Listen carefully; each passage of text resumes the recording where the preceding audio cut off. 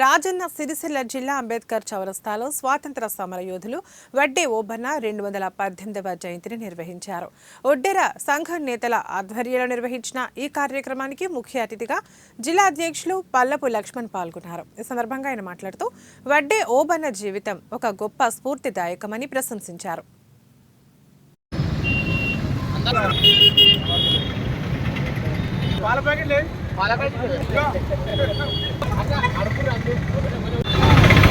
ఈరోజు రాజన్న సిరిసిల్ల జిల్లా కేంద్రంలో అంబేద్కర్ చౌరస్తాలో మన వడ్డే ఓబన్న గారి 218వ జయంతి కావున రాజన్న సిరిసిల్ల జిల్లాలో వడ్డే ఓబన్న 218వ జయంతి ఉత్సవాలు ముఖ్య అతిథిగా జిల్లా అధ్యక్షులు పల్లపు లక్ష్మణ్ పాల్గొన్నారు.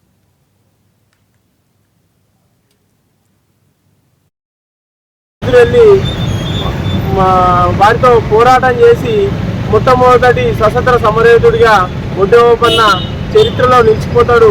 కాబట్టి అతన్ని ఈరోజు జయంతిని ఆంధ్రప్రదేశ్ గవర్నమెంట్ కానీ తెలంగాణ గవర్నమెంట్ కానీ అన్ని ఆఫీసులలో కూడా అధికారికంగా జరపడం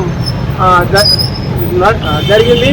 వారికి ప్రభుత్వాలకు కూడా మేము మా ఒడ్డెర కులం తరఫున, మా రాజన్న సిరిసిల్ల జిల్లా ఒడ్డెర ప్రజల తరఫున, నాయకుల తరఫున మేము వారికి ధన్యవాదాలు, శుభాకాంక్షలు తెలియజేస్తూ రానున్న రోజుల్లో ఇట్లనే కాంగ్రెస్ ప్రభుత్వం కూడా మమ్మల్ని గుర్తించి మాకు